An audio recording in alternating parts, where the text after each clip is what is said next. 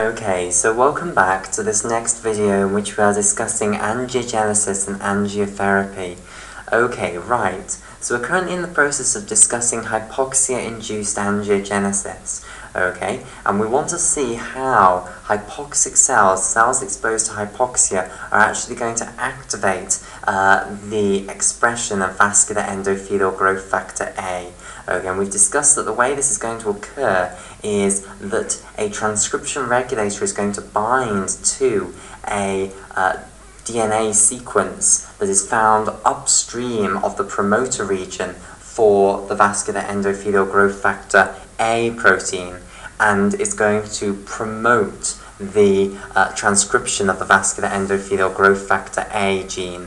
Okay, and we discussed that there are different ways that transcription regulators can do this. Either they can directly interact with the assembling RNA polymerase II complex and promote it, or they can open up the chromatin structure, okay, so loosen the chromatin that is coiled around the histone complexes, okay, and that will also facilitate the binding of the general transcription factors and then the RNA polymerase II complex.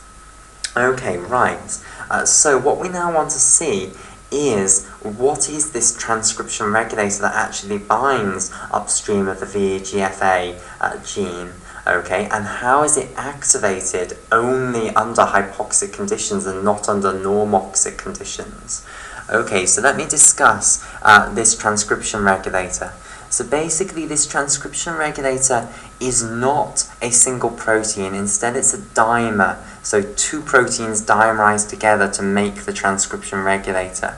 Okay, and these two proteins are called the hypoxia-inducible factor 1 alpha and the hypoxia-inducible factor 1 beta. Okay, so hypoxia-inducible factor, which is usually abbreviated down just to HIF. So you'll usually see them abbreviated down to HIF.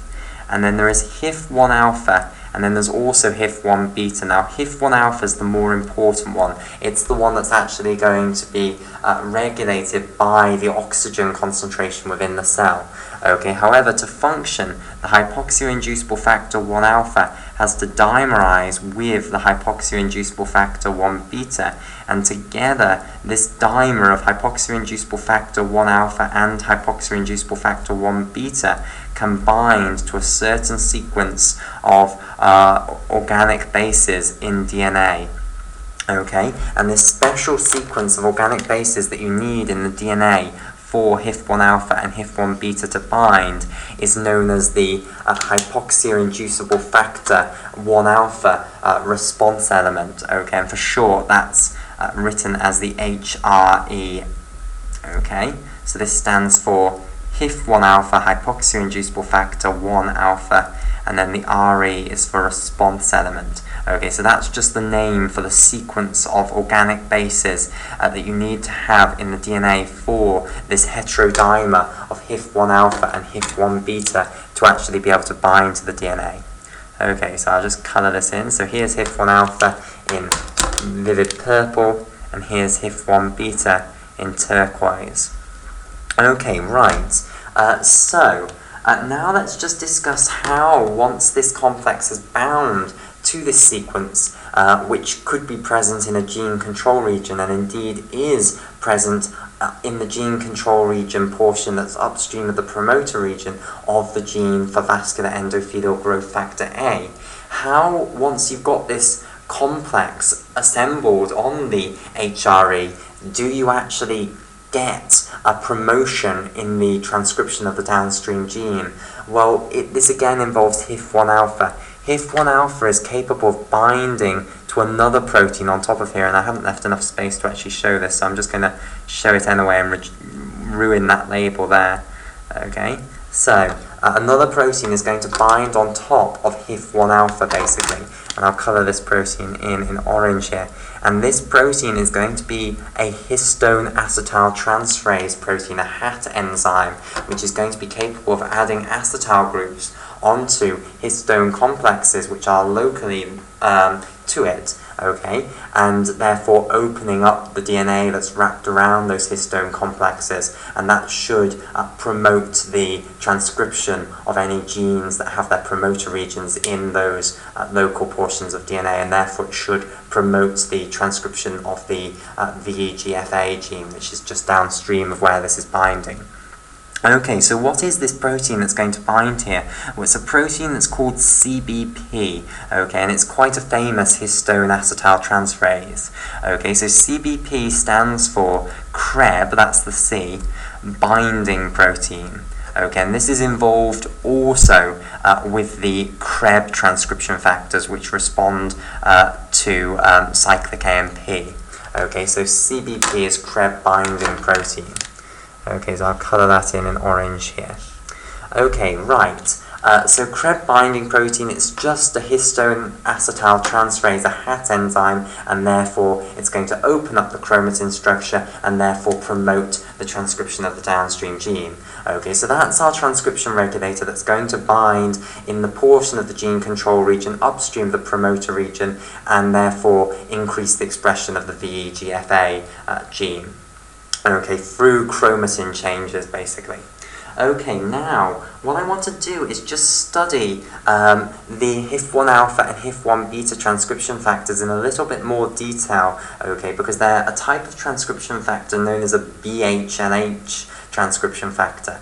Okay, and I also want to do this so that we can see the different domains of HIF1 alpha, okay, because we still have this great question to answer, which is, why does this only happen under hypoxic conditions? What is different under normoxic conditions, normal oxygen levels, that means that this isn't actually active and isn't promoting the transcription of the vascular endothelial growth factor A gene, okay, and therefore the production of the vascular endothelial growth factor A molecules. Okay, right, so let's now discuss the structure of HIF1 alpha and HIF1 beta in more detail. And I'm just debating as to whether there's enough space to squeeze it in there. I think I'll go on for another... Oh, we've got the back of this sheet. We'll go on to the back of this sheet. Okay, right. So, basically, HIF1 alpha and HIF1 beta are both what are known as BHLH transcription factors. Okay, so what does that mean? Well, that describes the structure of the portion of the transcription factor that actually binds to the DNA. Okay, so this basically refers to the type of domain that the protein contains, which is the domain that actually binds to the DNA, the actual transcription factor domain, if you like. Okay, so what does BHLH mean? Okay, well, the first BH here stands for basic helix. Okay, so that's the first BH. And then you've got loop, that's the L. And then you've got helix again, so it's basic helix, loop, helix, transcription factor. Okay, and this basically just tells you exactly what you have in the domain that actually binds to the DNA. You have a basic helix, followed by a loop, followed by another helix. Okay, so let me now show the HIF1 alpha and the HIF1 beta dimerized together with their BHLH domains actually bound to the DNA, and it's the basic helix that binds to the DNA. Remember, DNA is an acidic molecule, okay, so it donates protons away and ends up with a negative charge. Basic molecules accept protons and therefore end up with a positive charge, so the positively charged basic helix is going to bind to the negatively charged DNA molecule. Okay, so let me now draw the DNA molecule, and now I'm going to have to draw a more sophisticated picture of DNA. I'm not going to just draw DNA as two parallel lines anymore. I'm actually going to draw it coiled around into the double helix. Okay, so let me now show this. So here's one of the strands here, waving around. Okay, now I'll put in the other strand here. Okay, like so. Okay. Like so. Right, so here we have the minor groove of the DNA, and here's the major groove. So imagine that this is out towards you, this portion's out towards you, and then it's folding back in away from you and coiling round like this, basically. Okay, and I will now show where this basic helix, loop helix transcription factor is going to bind. Okay, and I've just realised I haven't actually left enough space at all to show it bound here. So I'm going to draw it far below again here. Okay, so here is the DNA, shown once again here. Okay, and here is the other strand of the DNA, like so. Again with the minor and major grooves shown. Okay, right.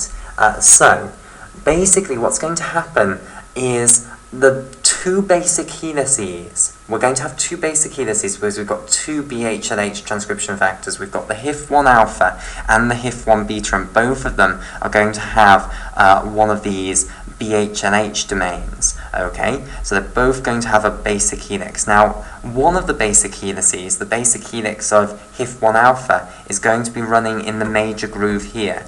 Okay, so we've got a major groove that's out the front here. We're imagining that this portion is round the back here. Okay, and then this is at the front, this is at the front, this bit here in the middle is round the back. So that's a nice major groove that we've got there facing us. And basically one of the basic helices is going to sit in that major groove. Okay, now, if you can imagine viewing this helix from the back, if we're viewing it from the front first, this portion here, this minor groove that we've got here, that's facing us, that's out towards us. Therefore, if we were viewing it from the back, this slot here would be a major groove. Okay, if we were viewing it from the back. Of course, we're not, so we can't access that. But if we could go underneath this portion of DNA that's right at the front towards us, then we'd sit in that slot between this portion, and that would be a major groove on the other side.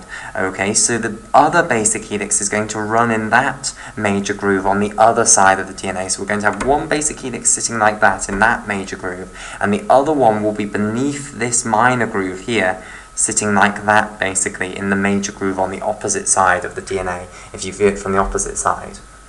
Okay, right, so let me show this here. So I will draw the basic helices as rectangles. So here's one of these basic helices shown here, and the N-terminus of the HIF1 alpha will be here. So let's say this is the basic helix of HIF1 alpha.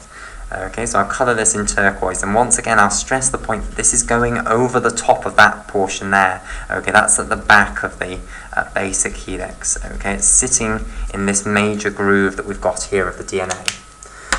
Okay, then behind this and behind this, you'll then have another one of these basic helices, which will be the basic helix of HIF1 beta here. Okay, like so, sitting there. So I'll colour that in turquoise as well. Okay, so here it is, going underneath the basic helix that we've got sitting here, and also underneath this minor groove of the DNA that we've got there. Okay, and then the N-terminus of HIF1 beta will also be sitting there. Okay, so those are the two basic helices. Now, of course, what they have to have is loops. Okay, so here's their loop, and then after that loop, they'll then have another helix which will come up like so. Okay, so here's that other helix, and this helix won't be a basic helix, so this is just a normal alpha helix. Okay, like so. So I'll colour this helix in maybe a different colour. So here in orange, this is the other helix here. Okay, like so. And I'll colour the loop in a colour as well. So the loop can be in vivid purple here. So here's a loop connecting the basic helix to the other helix. Okay, so we then have basic helix, and I'll underline that in turquoise. We then have a loop, which I'll underline in vivid purple, and then helix, which I'll underline in orange. Okay, right, so those are the basic helix, loop helix domains of the HIF1 alpha and the HIF1 beta. However, they have more domains than just those those domains.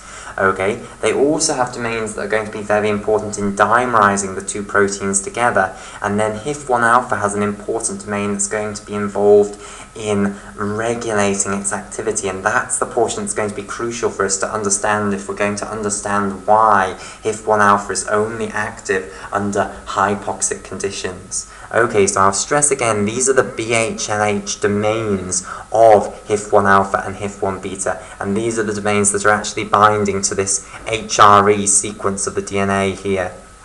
Okay, right.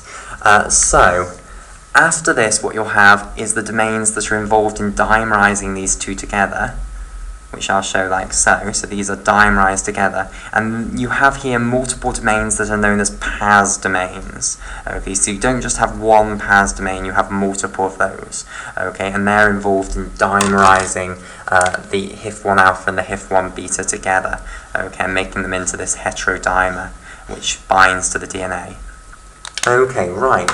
Then we don't have any more important domains of HIF1 beta, so we'll just finish here with the C-terminus of HIF1 beta. So there's HIF1 beta here. Then we do have an important domain of HIF1 alpha here, which I'll put here, which is going to be hugely involved in the regulation of the function of HIF1 alpha. Okay, so I'll colour this domain in green here. Okay, and this domain is going to contain 3 very important amino acids. Okay, so in this domain you have 3 extremely important amino acids which I'll mark on now. 2 of them are proteins. Okay, so here are 2 proteins, and then the final one is an asparagine, and I'm using the single letter code for amino acids. So P is the single letter amino acid code for the amino acid protein, and N is the single letter amino acid code for the amino acid asparagine. Okay, now I'll show you the structures of those amino acids in just a moment, because they're actually going to have important modifications made to them under normoxic conditions. Okay, but let's imagine that they're intact. Okay, so let's imagine that we are currently in a hypoxic environment and the HIF1 alpha is perfectly intact and you haven't had modifications made to these 3 amino acids yet. What will happen is the asparagine is now the really important in binding to the CREB binding protein. Okay, so this regulatory portion up here in green is the portion that's really important in binding to the CREB binding protein. And indeed, if you make a modification to that asparagine, the CREB binding protein isn't going to be able to bind anymore. Okay, and we are going to make modifications to that asparagine under normoxic conditions.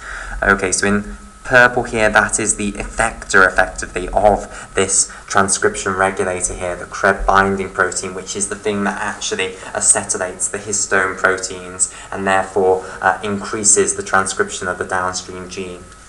Okay, right. So under hypoxic conditions, this is what happens. HIF1 alpha and HIF1 beta dimerize together, bind to the DNA using their BHLH domains here. Okay, and then this regulatory domain up here binds to the CREB binding protein, and then that's going to acetylate histone proteins in histone complexes, which is going to cause DNA to wrap around the histone complexes less tightly, okay, and therefore you're going to get increased expression of the downstream gene, which is in this case vascular endothelial growth factor A. Okay, now what we want to turn our attention to is under normoxic conditions, what happens to prevent this from happening?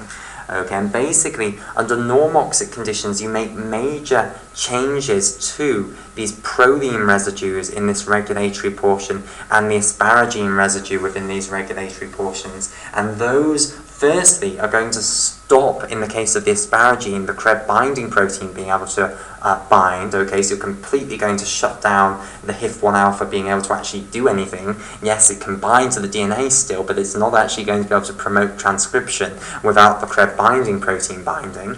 And also, the modifications to the 2 proteins are then going to result in HIF1 alpha actually being targeted for destruction by the ubiquitin proteasome pathway. So let's discuss this in more detail now. Okay, so we'll start off with what modifications are you actually going to make to these protein and asparagine residues. Okay, so we'll start off with proteins. So firstly, let's draw the structure of a protein residue, and then we'll discuss what modification we're going to make to it. So I'm going to show protein as a residue, not as a pure amino acid. I'm going to show it as though it's bound within a polypeptide. Okay, so here's the amino group, as though it's bound to the carboxylic acid group of the amino acid prior to it. Here's the alpha carbon, here is the carboxylic acid group. Okay, and I'll put a hydrogen coming off that carbon there. Okay, right, so the R group of protein then is unusual in that it involves the amino group of the amino acid. Okay, it's the only proteinergic amino acid that does that. Okay, and then what you have is this ring of 3 carbons with hydrogens coming off, okay, like so. okay, connecting the alpha carbon here to the amino group nitrogen atom over there.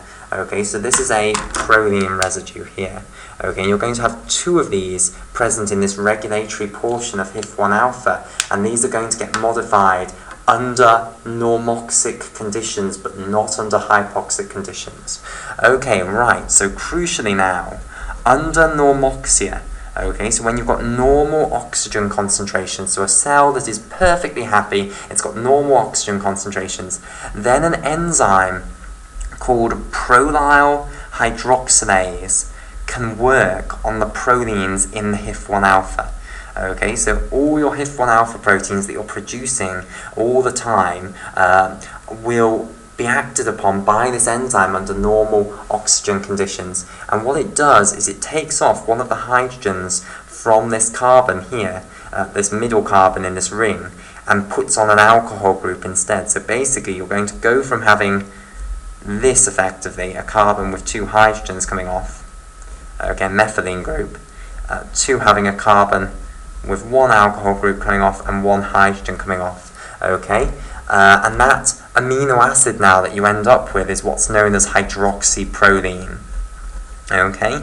Right, so that's what prolyl hydroxylase is going to do to those prolines in your regulatory portion of HIF1 alpha under normal oxygen concentrations. This reaction requires oxygen, okay? So under hypoxic conditions, this reaction will stop. But under normoxic conditions, all of your HIF1 alphas are going to have this modification done to them. Okay, you're also going to do a similar thing to the asparagine residue in the regulatory portion. Okay, so asparagine. So let me show you the structure of an asparagine residue, and then I'll tell you what the modification is that you do to it. Again, it's a hydroxylation modification. Okay, so again, here's the core amino acid structure. Okay, so the amino group here, the carboxylic acid group here, the alpha carbon here, and in this case the R group doesn't involve the amino group, and therefore we've got a hydrogen coming off the amino group. Okay, and the R group of asparagine consists of a methylene group followed by a primary amide group.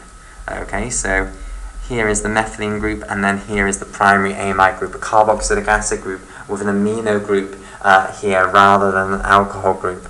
Okay, so this is asparagine, which has the single letter amino acid code N.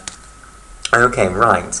So now what's going to happen is, under normoxic conditions again, there is an enzyme called asparagonyl hydroxylase.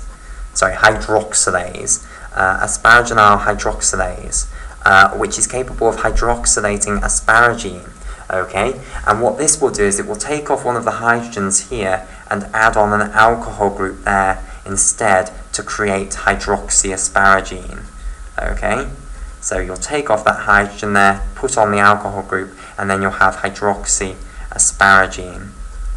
Right, okay, so these are the modifications that you're going to make to those free amino acids in the regulatory domain of the HIF1 alpha under normoxic conditions. Okay, now what are these going to result in? Well, firstly, this hydroxylation of the asparagine here is going to stop the Krebs binding protein being able to bind to the HIF1 alpha. Okay, so that shuts down the HIF1 alpha from doing anything. It can no longer have any effect on transcription, basically. Okay, the proline modifications do worse, basically. They are actually going to result in another protein now coming and binding to this regulatory domain of HIF1 alpha. Okay, a protein that does a very different thing from Krebs binding protein. So you've stopped Krebs binding protein being able to bind through the modification to the asparagine. Now, through the modifications to the prolines, a new protein is going to come and bind here once those have got alcohol groups on. So imagine these are now hydroxyproline molecules here. Okay, and I'll colour this new protein in red. Okay, so this is a very famous protein because there's a disease in which this protein has got mutations in it. Okay, so this protein is known as the VHL protein, which stands for the von Hippel-Lindau protein. Okay, and it's associated with von Hippel-Lindau disease. Okay, so von Hippel-Lindau protein. Okay, so when the proteins get modified under normoxic conditions, they get these alcohol groups put on the side of them, creating hydroxyprotein residues there. Then what can happen is this von Hippel-Lindau protein, this VHL protein, can come and bind onto the HIF1 alpha. And once it's bound onto the HIF1 alpha, what it then does is it starts adding ubiquitin molecules onto the HIF1 alpha. So von Hippel-Lindau is actually an example of a ubiquitin ligase enzyme. Okay, so there's a huge, great family of enzymes called ubiquitin ligase enzymes, also known as E3 enzymes, okay, which are capable of sticking ubiquitin molecules onto proteins. Okay, so let me just tell you a little bit about ubiquitin molecules. Okay, so I'll put this here. So ubiquitin, which is often just abbreviated down to UB, is a protein itself, okay, and it's around 76 amino acids long. So, well, not around 76 amino acids long, it is 76 amino acids long. And it's an incredible protein because pretty much, if you look in all different life forms, you find this protein, okay? You know, if you go to yeast, you find this protein, and pretty much in yeast, this protein has exactly the same structure. And sorry, let me take back all life forms, all eukaryotic life forms, okay? I'm not sure bacteria have this pathway at all. I don't think they actually do. But in all eukaryotic life forms, you find this protein, and in yeast, it is pretty much an identical protein to what it is in humans. So this is a system that nature has got hold of and has run with. It works very, very well. Okay, so ubiquitin is this 76 amino acid protein. Okay, so I'll draw it here. Here's its amino terminus, here's its C terminus. Okay, and basically what you can do is you can bind the C terminus of the ubiquitin protein, and I'll just now draw the actual carboxylic acid group there. You can bind this onto amino groups of lysine residues on proteins. Okay, so where can I put this? I might just put this here. Okay, so if you've got some protein here with a lysine residue, like so, and the single letter amino acid code for lysine is K, then lysine's R group, and in fact I'm going to get another piece of paper so that I can show you this better. Okay, right, so let's do this now properly. Okay, so basically if you have lysine residues within proteins, they can have the carboxylic acid group of ubiquitin molecules bound onto them. Okay, and let me explain why this is by showing you the R group of a lysine residue. Okay, so the next amino acid we're going to do is a lysine. Okay, so again I'll show it as an amino acid residue. So here's an amino group, here's the alpha carbon, here's the carboxylic acid group, so that's just all the core amino acid structure. Okay, then what you're going to have in the R group is 4 methylene groups, and because I don't want to have to draw 4 methylene groups, what I'll do is show 1 methylene group, put brackets around it like that, and put a 4 there to say repeat that methylene group 4 times. Okay, and then right on the end what you'll have is an amino group like so.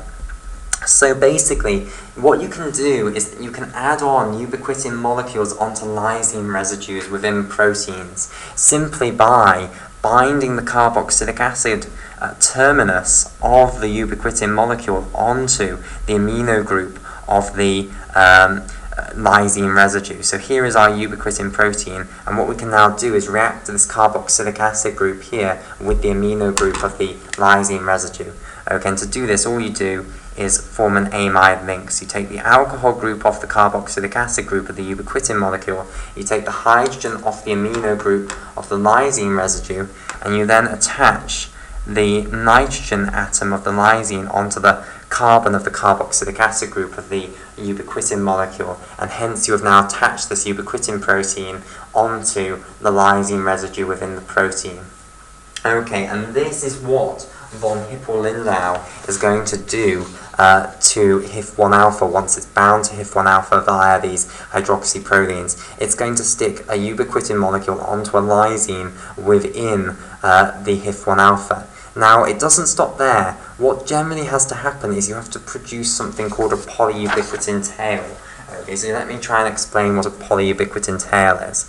Okay, so so far what we've got is some protein Okay, and we'll imagine this is HIF1 alpha. So I'm just denoting HIF1 alpha now by a far more crude picture, just as this blob.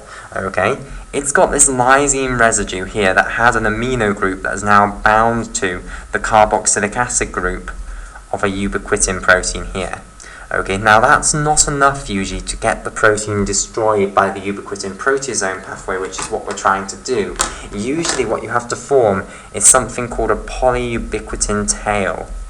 Okay, and this basically involves adding not just one ubiquitin molecule onto the protein, but adding a whole tail of the things.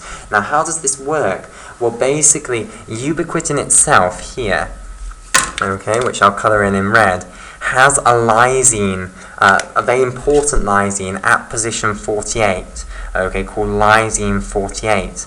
And basically what you can now do is add onto the amino group of the lysine at position 48 of the ubiquitin molecule another ubiquitin molecule by the exact same amide linkage. So here is another ubiquitin molecule being added onto that first ubiquitin molecule, which is actually attached to the protein HIF1 alpha. Okay, so here is our actual HIF1 alpha protein in orange. Now you've got two ubiquitin molecules dangling off it. And of course this next ubiquitin protein down here, this also has lysine 48, and therefore you can add another one. So you can create these great big tails of ubiquitin molecules, and those are what are called polyubiquitin tails. Okay, now, when HIF1 alpha has got a polyubiquitin tail attached to it, this is not a good sign for HIF1 alpha. Okay, basically this condemns HIF1 alpha to be destroyed by a structure known as the proteasome, which is found in eukaryotic cells. So basically, the proteasome is quite a formidable thing in the world of molecular biology. Okay, it is effectively a tube, okay, and proteins go in one end, and fragments of proteins come out the other end. Okay. So the protein which has the polyubiquitin tail attached to it will be recognized by the entrance to the proteasome. Okay, so the polyubiquitin tail will attach on to the entrance to the proteasome, and then the protein will be gradually unfolded and fed through the proteasome. And as it gets fed through, this tube is aligned by loads of enzymes which have the ability to cleave peptide links, and they're just going to chop it up into little fragments of polypeptides. Okay, and that's how you can destroy the HIF1 alpha. Okay, and this pathway by which you can destroy proteins, okay, which involves the addition of ubiquitin and then the destruction by the proteasome, is called the ubiquitin proteasome pathway. Okay, right, so when you add hydroxyl groups onto proline residues then in HIF1 alpha, that condemns the HIF1 alpha to being destroyed by the ubiquitin proteasome pathway, basically. Okay, and therefore HIF1 alpha is usually kept really low in cells under normoxic conditions, because you're making HIF1 alpha all the time. It's a gene that's constitutively expressed. Okay, so you make more HIF1 alpha all the time, but the instant it's made, if the cell's under normoxic conditions, then the HIF1 alpha is just going to have these modifications made to it. It's going to get its prolines hydroxylated, and therefore it's going to be destroyed by this pathway as soon as it's made. The HIF1 beta, by the way, that's always present. That's always there and ready to go. It's not regulated like this. It's the HIF1 alpha that's regulated like this. But HIF1 beta on its own can't activate the transcription of any of those genes. Okay, so it's useless effectively without the HIF1 alpha. Okay, so under hypoxic conditions then, of course what's going to happen is the prolyl hydroxylases and the asparaginal hydroxylases are now going to fail. They can't work anymore. Okay, so the HIF1 alpha that you newly synthesized is going to build up and up and up in the cell. It's going to dimerize with the HIF1 beta, binds to the HIF1 alpha response elements upstream of certain genes, and one of the genes that is really important, the controlled by HIF1 alpha, is the vascular endothelial growth factor A gene. Okay, and therefore, under hypoxic conditions, cells are now going to start expressing vascular endothelial growth factor A. Okay, I just want to talk now about another very important molecule that is produced by hypoxic cells and which is very much so involved in angiogenesis. Not quite as important as vascular endothelial growth factor A. If there's one that you're going to recite off, it's vascular endothelial growth factor A. Okay, but another one that is very important is fibroblast growth factor 2. Okay, or FGF2 for short. So this stands for fibroblast, that's the first F here, and then growth factor, that's the GF, and it's specifically fibroblast growth factor 2. Now, in humans you have multiple fibroblast growth factors. At least 22 fibroblast growth factors are known. Okay, fibroblast growth factor 2 is a specific type of fibroblast growth factor. Okay, now it's also called basic fibroblast growth factor. Okay, so you might also hear it called basic fibroblast growth factor. And for short, basic fibroblast growth factor can be abbreviated down to BFGF. Okay, so either of these nomenclatures, they mean the same thing. It's another protein that's very involved in angiogenesis signaling. Okay, the other thing to say is that like the vascular endothelial growth factor family of proteins that we saw, the fibroblast growth factor 2 also assembles into homodimers to actually then act on its fibroblast growth factor receptors. Okay, or at least it's very much so believed that it works in dimers, okay, that it assembles into dimers prior to binding to the receptor. It is still controversial, but I think generally the position now is that fibroblast growth factor 2 pre-dimerizes before it binds to the receptors, and then it triggers the receptors themselves to dimerize. Okay, right, so again here is a homodimer of fibroblast growth factor 2. Okay, so to summarize where we've got to so far, we have now seen how when a cell is exposed to hypoxic conditions, it can change its gene expression by the sudden emergence of these HIF1 alpha proteins, which are no longer destroyed because of the lack of oxygen, which is no longer, it means that the cell is no longer able to destroy the HIF1 alpha. Okay, so HIF1 alpha then binds with the HIF1 beta, which is constitutively present, and those are going to bind to a HRE sequence that is in front of the vascular endothelial growth factor A gene and also the fibroblast growth factor 2 gene, and it's going to enhance their transcription through this recruitment of the histone acetyltransferase CREB binding protein. Okay, and therefore these cells that are exposed to hypoxia are going to start secreting vascular endothelial growth factor and fibroblast growth factor 2. Okay, and we will see in the next video how these molecules now are actually going to act to trigger the angiogenesis.